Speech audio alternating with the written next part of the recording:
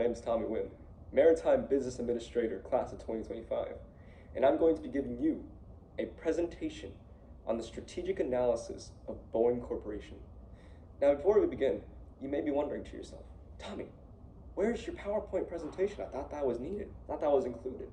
No, let me tell you, this presentation, so well thought, so immaculate, so beautifully put together, does not need a PowerPoint presentation. That would simply detract from the experience. It would simply divert your attention from the words that are coming from my mouth. So focus, hone in, prepare for the experience. Now, before we talk about the external or the internal analysis, we must begin with the company history. So let me tell you about it. So Boeing's history began on July 15th, 1916 in Seattle, Washington. Its roots were that it had a connection with the US government during the First and Second World War. It basically established its foundation in military contracts. That's where it gained its significance from. The B-17 bombers, the B-29 planes, that is where its significance came from. And from that, it sprung into the commercial airline industry, building in 1970, the Boeing 747, and their first jetliner, the 707 itself. So Boeing began its roots first in the military department. And ever since then, it has a firm foundation with the US government and contracts, but then it has expanded its territory into the commercial sector. So that's basically the roots of the company history. And let's go forward several years, several decades into the future, and now into the present. 5 years ago, the president of the Boeing is kind of on unstable territory. It's a little shady, a little shoddy, a little fall from grace from its original roots, but with a story of redemption.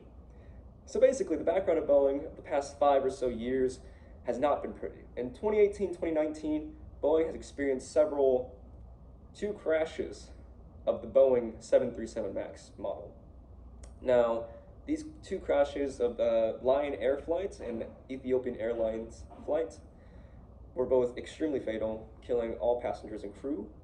And this is obviously a very tragic occurrence, and upon research of the Federal Aviation Association, the FAA, has shown that it was due to negligence of Boeing and intentional defrauding of the FAA during inspection. So when Boeing was producing the 737s and was getting it through inspection, they lied about these things called the MCAs, which is basically just a type of software that is installed in the planes to counteract a sort of, I'm not going to go into much of how aerodynamics works, but basically it was to prevent the plane from tilting up, which would cause a stall, and bring the nose down. However, there was a malfunction with the MCAs, so it would read a nose up accidentally. It was misinformation, and tilt the nose down for no reason. And so Boeing was aware fully of these technical difficulties. However, they intentionally misinformed the FAA and had asked them to remove it from the Boeing 737 pamphlet, manuscript. And this is obviously an issue because it led to the deaths of a combined total of around 600 people, which is a tragic loss for America. And therefore, Boeing has faced several legal and economic repercussions as both the government and the airlines have been faced with the sudden realization that their airplanes may not be safe. And so Boeing has faced a lot of lawsuits, class action lawsuits, losing billions of dollars due to that, and also billions of dollars due to the stoppage of 737 production, and also having to go through re-inspections. And recently, in 2024, Boeing has also had an Alaskan airline door plug pop off mid-flight. Thankfully, there was no casualties there, but it has also led to the further inspection of the 737 MAXs, further grounding of the airplanes for inspection, and Boeing is once again under scrutiny, and this time it is due to just the understanding that there has been a lot of shortcuts taken by the company. And management has been exposed to being cost-cutting and basically not transparent about anything they're doing. So it's a far cry from the Boeing that once was in the early 1900s. But in recent years, due to the increased public pressure, Boeing is making changes to replace management and begin its path towards safety and transparency with the community. Now, let me discuss the purpose of my external internal strategic analysis. I'm going to be an intern at Boeing Corporations during the summer of 2024. So in about literally 2 weeks, I'm going to be an intern there. And so I want to do as much research as possible so I can have a basis on what I want to talk about with the management there, and just to have a knowledge of what I'm going to be doing. So, but besides that, I wanted to analyze the tenuous position that Boeing was in lately to see what I was getting myself into, to see what can be changed and how me, myself, can add value to the company and help steer it away from the direction they've been in. So let's begin with the external analysis. Now, an external analysis is the examination of the business environment that Boeing operates in, which is the aerospace manufacturing industry, which includes both commercial airlines, defense and security, and space. That's what Boeing operates in. But also, Boeing has stretched its wings into the Global Services Department, which has been a boon to the company since 2019. But I'll get back into that later. So, you have to analyze the external environment and noting the political, economic, social, technological, environmental, and legal aspects of it, which is basically the PESTEL analysis, and also a general environmental analysis, to put it in both terms. So these changes, if you recognize them and use them in conjunction with other tools and resources, can provide a competitive advantage as long as you are aware of the surroundings and the business environment, which is why it's important to have the external analysis. And so I'm going to hop and briefly go through the PESTEL analysis for Boeing, but the PESTEL analysis basically focuses on the factors that affect Boeing externally. These are external things that Boeing can't really control, but they're influenced by to varying degrees. So firstly, the political analysis of Boeing, the factors that influence it are governmental policies, foreign relations with other countries, and for the aerospace industry in particular, there are certain political factors that have caused some issues regarding flights, like terrorism or wars, can conflict with where airlines want to send their planes to, which can decrease the demand in planes. So trading conflicts with China overall as well is also bad for the aerospace industry, because you don't want there to be global conflict, because that reduces the amount of planes that are really wanted in the world, because the more tension there is, the less people want to go travel. However, on the flip side, Boeing is also affected positively by global conflict due to its military contracts with the US. So because that Boeing also works in the Defense Department, global international conflict works well, because then it can start gaining more money through contracts with the US government as they enlist for more needs of aircraft or munitions or just defense in general. So continuing on, past the political factors are the economic factors.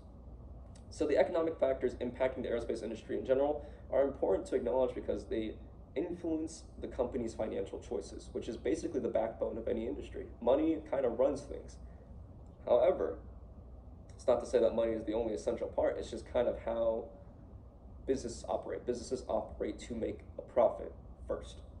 However, they do it in a sense that's socially responsible. But to continue, so Boeing is kind of classified as both a luxury and a necessary good across the world. So Boeing tends to have this kind of juxtaposition where its products are considered one and the other, which makes it very stable in times of recession or inflation, both. So it's pretty stable throughout this. Due to it being considered a luxury like flights are, so planes may be in low demand when a recession occurs, Boeing is okay, because this is also still a necessary thing. Like during the COVID crisis, there was a period of time in which the recession occurred, and this caused people to not want to fly, this caused people to not cancel all their vacations, and so they stayed at home, which was a big damage to the airline industry, which is Boeing's main commercial customer.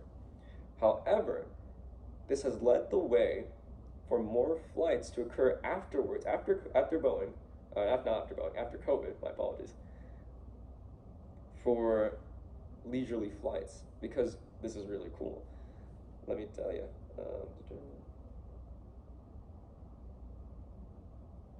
After post-pandemic levels dropped and people could return to vacation, there has been a huge uptick in people wanting to fly and experience new things for vacation. So people began spending more money on flying to new places to see new locations. This created a complete uptick in the necessity for plane travel. And so therefore, after the lull in 2019, 2020, there was a huge rise in the need for airplanes after people are getting out and they're like, I want to go somewhere else besides where I've been cooped up in for a year and a half.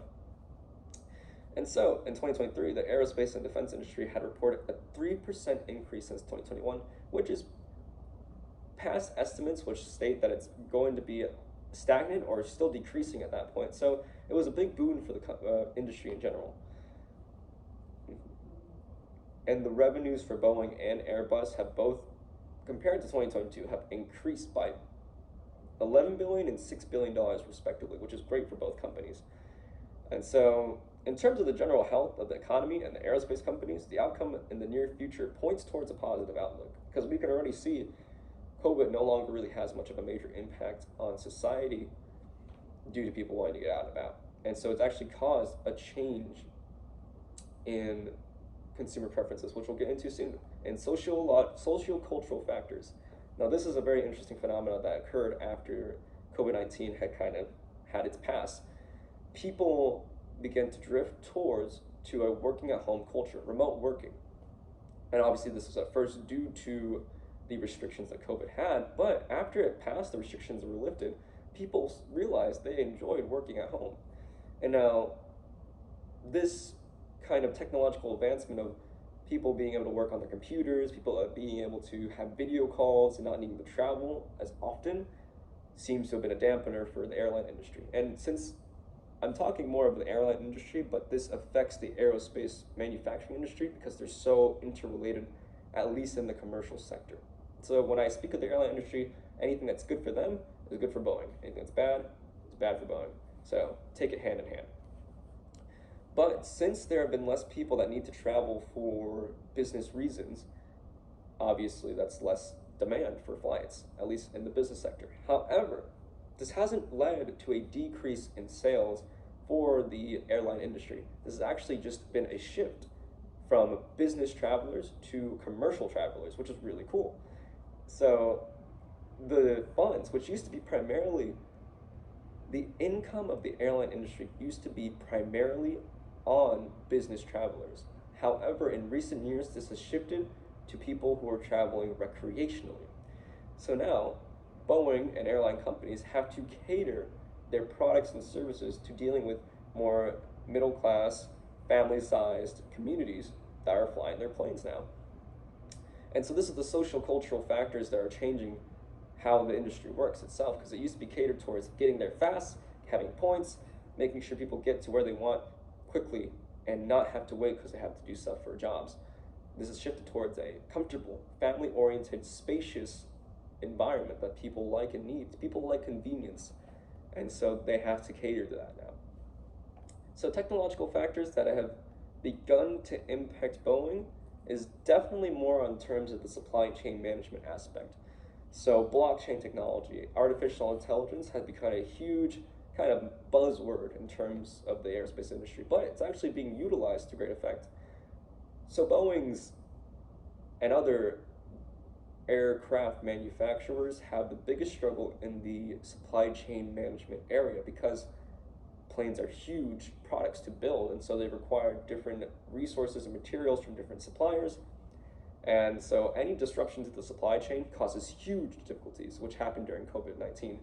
And it caused the biggest backup that we've seen in several years, and so they have yet to recover. However, utilizing blockchain technology, utilizing artificial intelligence, it has caused a shift from paper analog type workings to more digitalized ways of doing things. And so this increased the efficiency of supply chain management, manufacturing, all types of things. So overall, the adaptation of technology, digitalization, has led to an increase in efficiency for the aerospace industry. And so that's how technological factors have impacted them.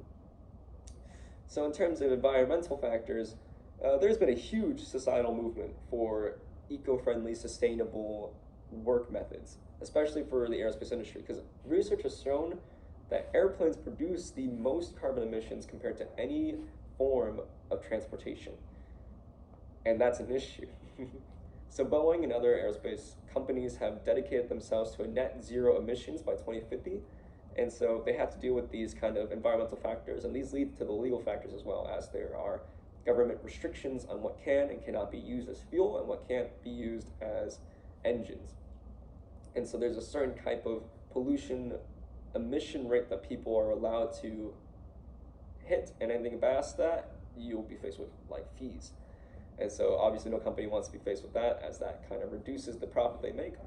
And so they have to deal with not only that, but the societal pressures of making sure they are environmentally friendly, or else not only will social media come down on them and they'll lose stakeholder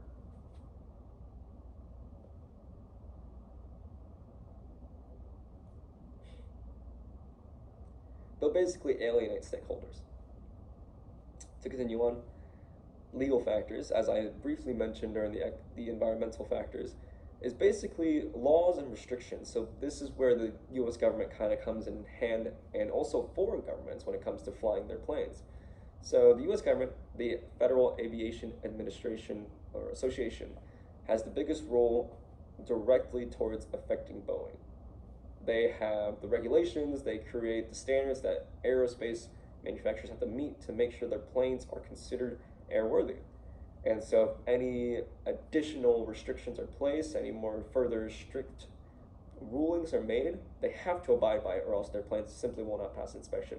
And Boeing has actually come under fire due to this, because when the FAA inspected their 737 MAXs, they found that the planes have failed several dozen of the criteria, which is not good because they can't fly their planes anymore. They can't manufacture them until each of these problems get fixed.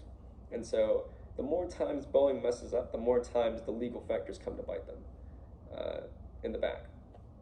But to continue on, I'm going to sort of skim past these in order to make good time, because it's already been a little bit lengthy. So just to touch on the important topics of my presentation, I wanted to talk about the five forces analysis and just briefly touch upon them. So the five forces analysis basically indicates the powers of other external forces, which is basically the threat of new entrants, the bargaining power of suppliers, the bargaining power of buyers, power of substitutes, and the intensity of rivalry. So it touches upon topics of opposing forces on every single side. So first I'll touch upon the threat of new entries, which is not something the aerospace industry necessarily has issues with.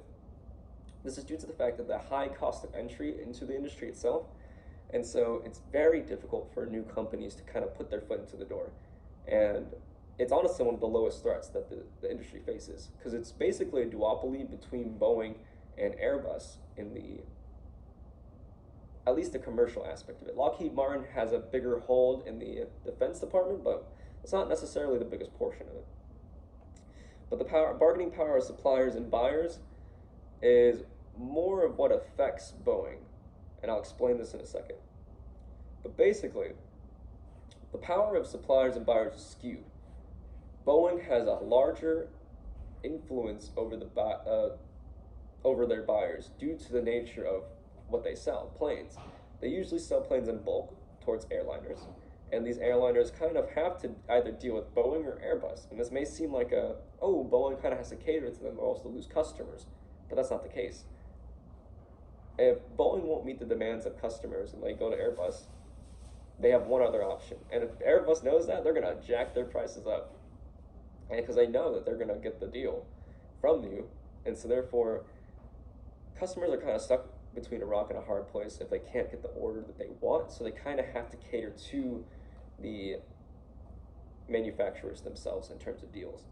However, it kind of goes the opposite way when it comes to suppliers for the manufacturing industry, due to the fact that there are some parts which are very specialized for planes. They have to kind of cater to their suppliers, especially the ones that are unique resources. And so suppliers definitely have a huge stranglehold onto the manufacturers, especially Boeing, due to the fact that they've outsourced and unintegrated themselves into the supply chain. Lastly, the intensity of rivalry and the power of substitutes. I'm going to go past the power of substitutes really quickly. Imagine a car driving across the ocean. Imagine a ship going faster than 50 miles per hour. Imagine a train going exactly where you want it to. Now, planes have a unique space in the air, in travel, because it is simply the most efficient and versatile means of transportation that we have currently. And there are no way any other transportation substitutes, such as cars, trains, ships, can even compete. Obviously, they're all the best at certain things, but they cannot completely replace planes at all. So planes have a very unique role in our society due to the fact that we're a globalizing society that's constantly reaching out to other countries. And planes are the only modes of transportation that can, one, go across oceans, two, get to here and there extremely quickly. You can travel across the world in less than a day. And three, carry numerous passengers at once. So planes have a unique role that cannot be replaced with the current technology we have. So the thing that's more pressing is the intensity of rivalry. I already mentioned that the aerospace industry is a duopoly between Airbus and Boeing. And so the intensity between those two are extremely intense. But the issue is, due to the inherent nature of the industry, it is difficult for one competitor to solidly get a hold over the other. Because even though Boeing has made several mistakes in the past 3 years, it's difficult to really ramp up production to steal market share. Because planes aren't easy to make, they aren't quick to make. Airbus and Boeing have a backlog of about 5,000 planes each, and they can only produce around 500 to 700 planes at a time, a year. And so even if Boeing makes a crucial critical error, Airbus simply cannot ramp up their production to steal market share fast enough. It's not how that works. So although the intensity is pretty high between the two, it's not something that's a quick, like, cat and mouse game. It's more of a slow chess game of positioning and slowly gaining the market share. So it's a slow-paced type of competition, really. Continuing on to the, let's see, the key factors of success is something I want to touch upon because I find it very important for Boeing and the industry in general. But let me find specifically what I'm looking for.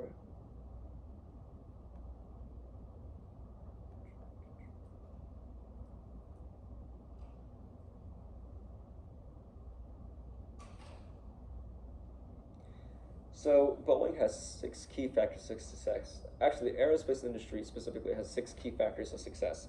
And these would be economies of scale, robust supply chain, innovation, partnerships, market research, and experience. Now, these 6 factors are what specifically cause growth and success in an aerospace company. Now, why? Why would this be the case? Well, simply put, I already said that Boeing and Airbus have a backlog of 5,000 planes each. You need economies of scale. You need to ramp up the amount of capital you have in terms of manufacturing plants, supply chains, resources, production. You need to have as efficient as a process as possible. The minute you lag behind, the minute you stop being able to keep up with how many customers you're getting, is when you start going downhill.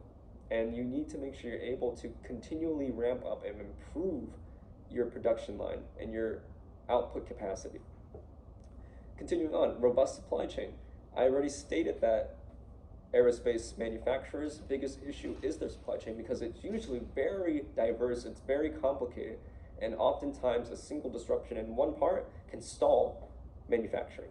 And so you need to be able to have a robust supply chain. You need to be able to source it from multiple reliable suppliers, or else you will struggle in case something like COVID-19 happens, in case issues with China, issues with Russia, issues with some sort of external country that you're getting your supplies from. If anything happens globally, you need to be able to prepare and shift gears in order to keep and maintain the production standards you currently have.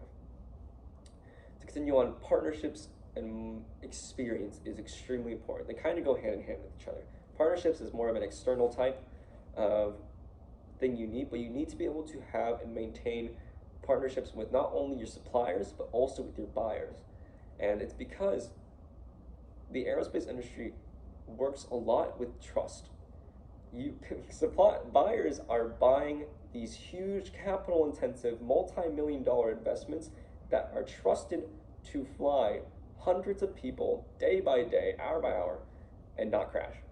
Because one crash leads to a whole bunch of publicity, leads to a whole bunch of loss of trust. And so airlines need to choose carefully, and they need to know that they can trust your company and your product. And so that's why partnerships are important. You need to build a good relationship with your buyers so that they trust you in the future.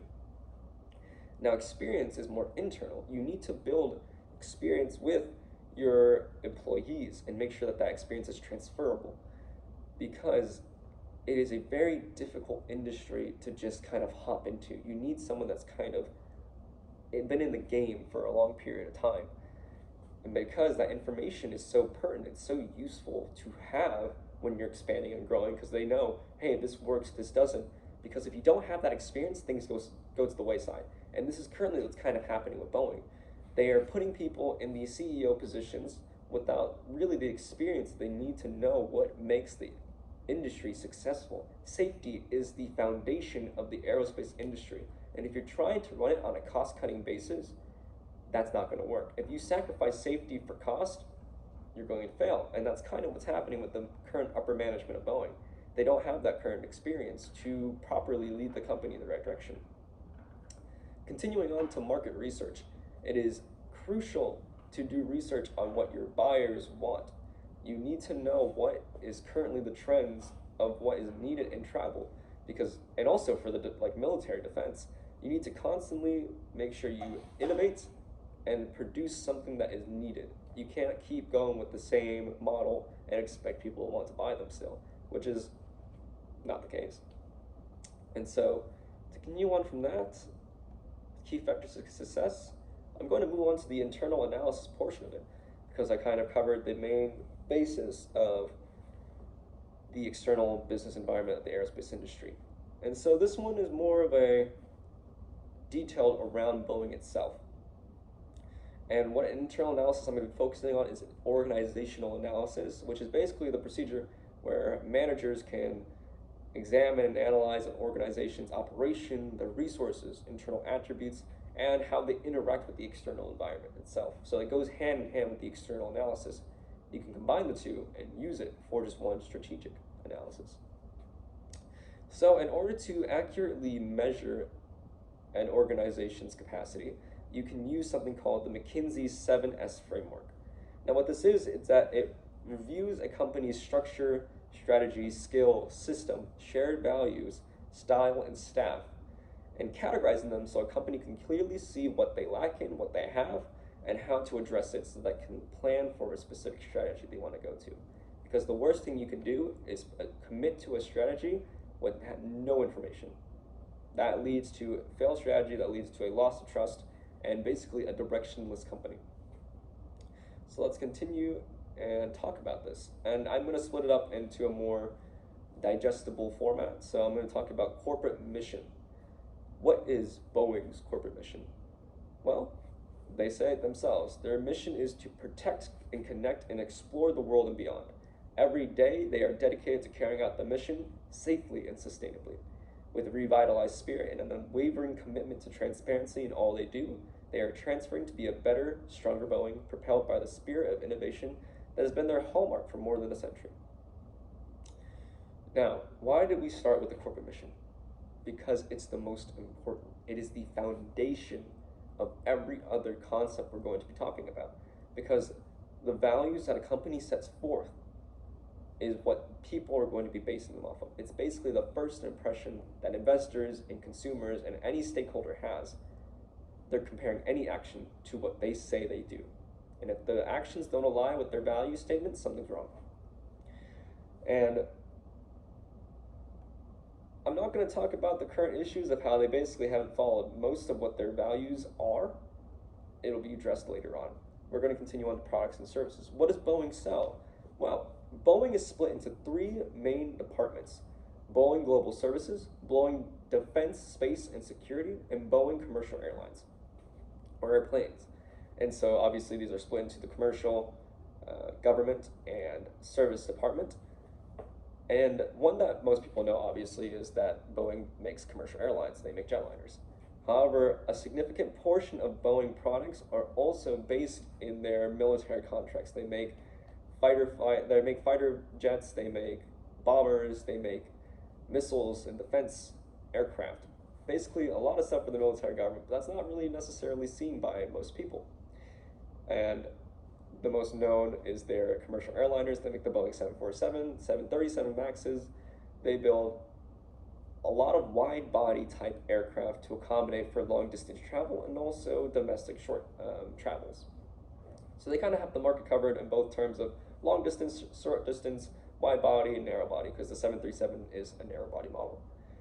But besides that, in 2019, Boeing started its most recent department, which is their Boeing Global Services, which is basically aftercare for companies that buy their aircraft. And so it's basically offering repairs, maintenance, analyzing, diagnostics for planes to ensure that their planes are operating efficiently and effectively and avoiding as much ground time as possible for customer planes. Because for airlines, time is money. Any delay meets with customer dissatisfaction. And so basically, Boeing engineers can be deployed on site to wait and address any issue that's necessary to be addressed before anything happens. And so that's honestly been its most productive and has made the most operational income compared to the other two, which operated at a loss recently. But to continue on, how is their leadership? This is the topic I wanted to discuss in great detail because it's something that Boeing has significantly lacked in recent years. Their management and leadership system has struggled. They had a CEO position changing 3 times within the past 10 years. And obviously that might be signal alarms for an issue occurring. Because if your head of management is constantly changing due to either plane crash, door plug being flown off, or just general dissatisfaction, there's an issue. Something is wrong. And it's just due to the general setup of Boeing, which I will discuss in the organizational culture. Boeing's organizational culture is simply not good. You have to be able to emphasize the importance of good leadership, and management needs to take a successful set of rules and ingrain them into the workforce. So Boeing's actual company culture is quite well. It goes quite well. It promotes innovation, it promotes diversity and inclusion, and it basically teaches employees that they are a part of the process. They are necessary to the health and well-being of Boeing. So the way the company organizational culture is set up greatly encourages the individual commitment of employees, which is fantastic. But the company structure itself is a hierarchical structure, which is basically just a top-down management where there's a chain of clear command that people must follow in order to address their concerns or issues, and just how people go about addressing and going about their day. So the issue with the structure that I found was that the CEO and the board of directors must be kept separate from each other. There must be a checks and balances like the government, right? However, there is an issue where there's a conflict of interest because the CEO is a part of the board of directors. Now, the issue there is that the board of directors is meant to make sure to check the CEO's choices and counteract it if it's something that completely goes against the company values or it's just wrong. That's how good management should be. Board of directors listens to the CEO gives ideas. The flow of information goes both ways. But if the CEO is a part of the board of directors, during a meeting, how is someone supposed to say, man, I really disagree with what the CEO said today. I think that was a really poor decision, when he's right there.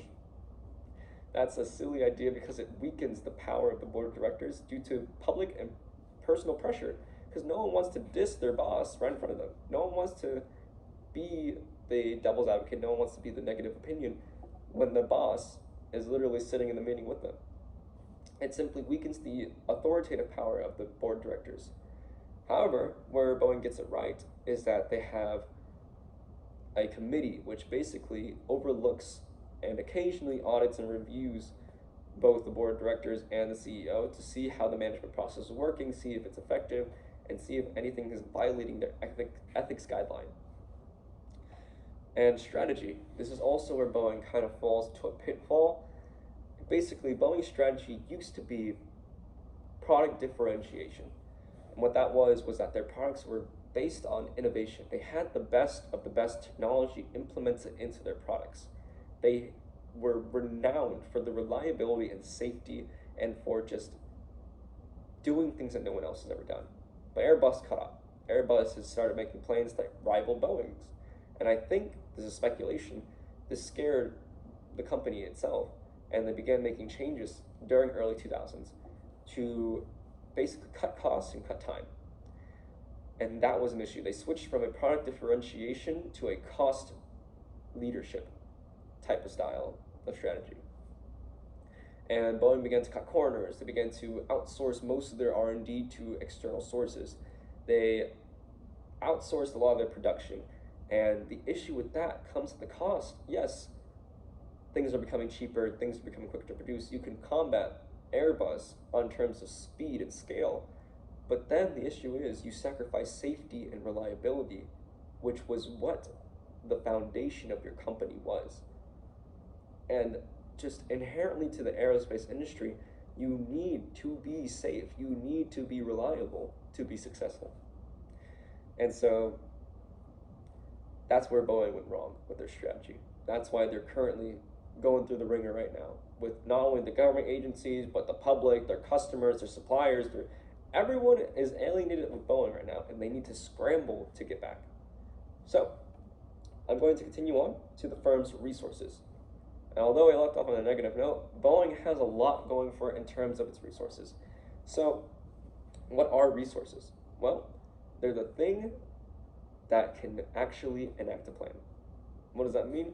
For any strategy to succeed, it must take into account the company's resources, which is its assets, tangible and intangible. It's what the company owns that allows it to actually do things.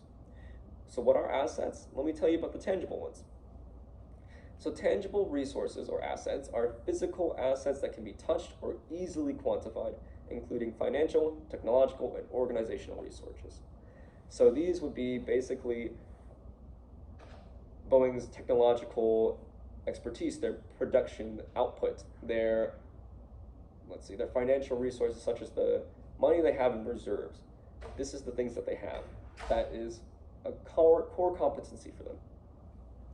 Then intangible resources would be basically their employees, their brand image, their, supply chain management. These are the things that can't easily be quantified. These are more qualitative things. And these are things that aren't really physically there. But Boeing has both of these in excess. They have both tangible and intangible assets flowing because they've existed as a company for hundreds of years. They've had the chance to actually expand and gather and maintain and grow each of these things. But the issue is, are they using them properly? Well, let me tell you briefly about what's one of Boeing's tangible assets that leads to core competency and what's one intangible one. One tangible aspect of Boeing is that they have huge capital. They have a massive amount of manufacturing capability and capacity that allows them to actually output the amount of planes they need to meet a quota. So Boeing has 3 main facilities in the US. They have facilities in other countries. They have employees from several dozens of countries, which allows them to not only cut costs in a healthy, good way, but it allows them to reach out and easily pick and choose where they want to have customers in because they have production facilities in several different countries, different locations that can reach out. But their intangible resources are where they highlight the most. Basically, Boeing's employees themselves are the most important resource they have. Why is that? Because due to Boeing's exceptional company culture of imposing innovation, every employee from just a regular worker to top management has been ingrained with the sense of needing to innovate, needing to be the best. And if your entire company, from top to bottom, is encouraged to do their best and is encouraged to do things for the company itself, that's a powerful tool to have. Having a healthy company culture that doesn't dishearten employees is such a rare and valuable thing that it has led Boeing to be stable throughout its issues. So that leads me to the core competencies and sustainable advantages that Boeing has. Well, core competencies are basically, we'll use a VRIO analysis, which is a valuable, rarity, and imitability and organization used assets. So what are these? These are basically saying, are these assets that Boeing has able to be used to create a competitive advantage? So I'm going to be talking about both the one tangible and one intangible aspect. So Boeing's tangible asset, which is their manufacturing output, is it valuable, is it rare, is it inimitable, and is it used by the organization? Yes, for all of them. Because having that amount of capital, having that much output is simply just vital for an aerospace industry to have, an aerospace company to have. Furthermore, is it rare? That's also true because that's not something people can just buy. It's not something you can just invest into. It needs to be built over time. And even then, is it imitable? No, it's not, because you need to be able to have these factories and these production facilities across the world, not only domestically, but globally. And you need to have them specifically for aerospace. And you need to be able to build up that trust and those resources that just are too capital intensive to reasonably put yourself into with little chance of having an output. And lastly, is it used by the organization? 100%. Boeing basically uses the factories day in, day out to produce the 500 or so planes they make a year.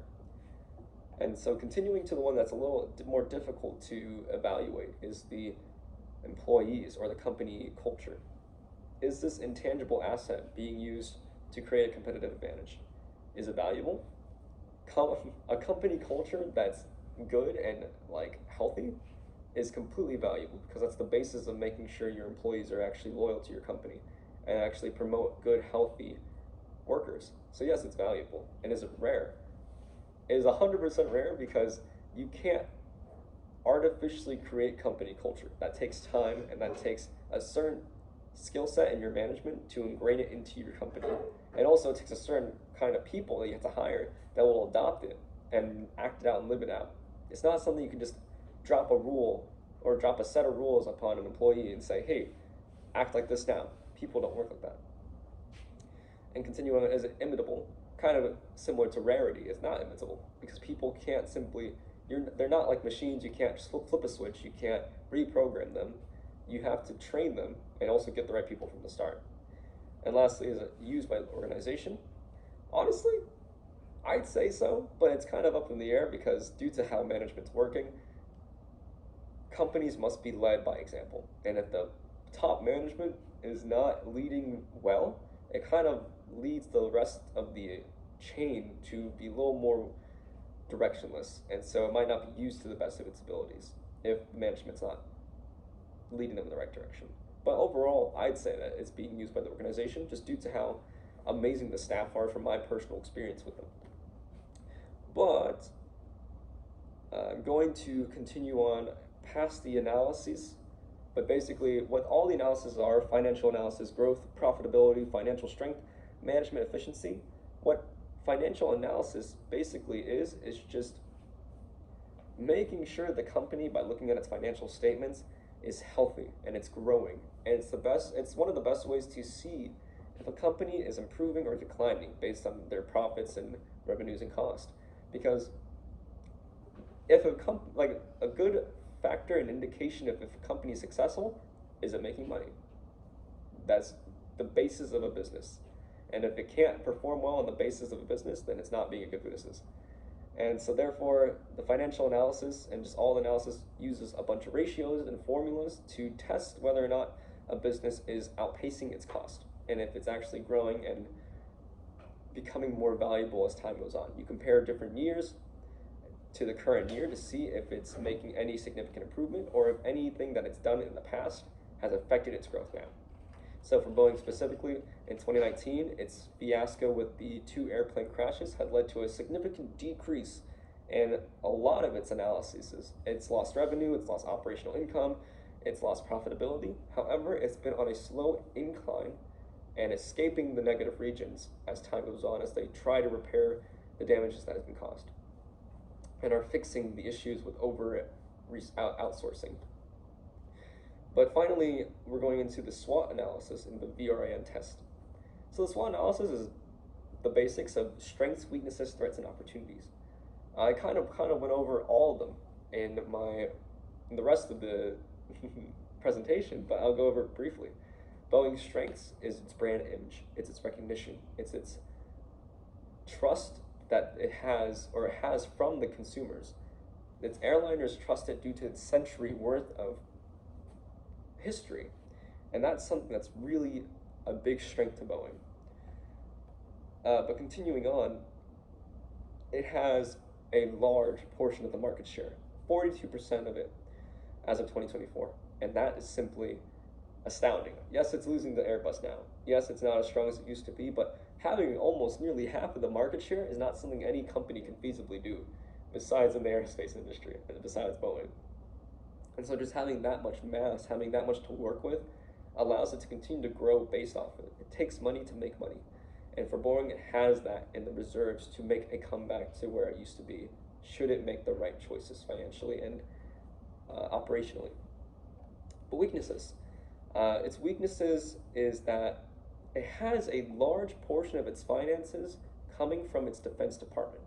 And you might be wondering, why is this an issue? Why? I thought you said originally that this is great.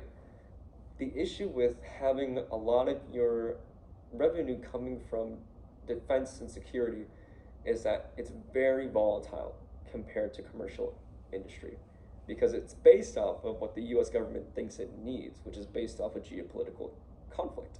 So right now, Boeing is booming in terms of the military department because of the Russo-Ukrainian war, the Israeli-Palestinian conflict. Boeing has won several contracts to create missiles and aircraft for the US government. And so it's doing well now due to global and geopolitical conflict. But the issue is, what happens if there's a downturn? What happens when the wars are over and Boeing has no missiles or planes to create for the US government? Obviously, they'll still have contracts, but it will be a lot less. And the issue with having these contracts is that they fluctuate, and you can't rely on them year by year by year. And so if a significant portion of your revenue is based on military contracts, you can't be as comfortable with where you are financially. And so threats to Boeing, there are several. So there's threats from Airbus, its main competitor. But the main threats are due to internal circumstances. The threat of mismanagement is in danger of causing issues in the company. It already has caused issues in the company. Mismanagement has led Boeing astray from its perfectly fine working model to something that's unsustainable and something that was very short-sighted. And so Boeing is under the threat of needing to quickly change its management back into the direction it needs to be in order to make up for the losses it sustained during the 10-year stunt that it's had with the new cost-cutting method.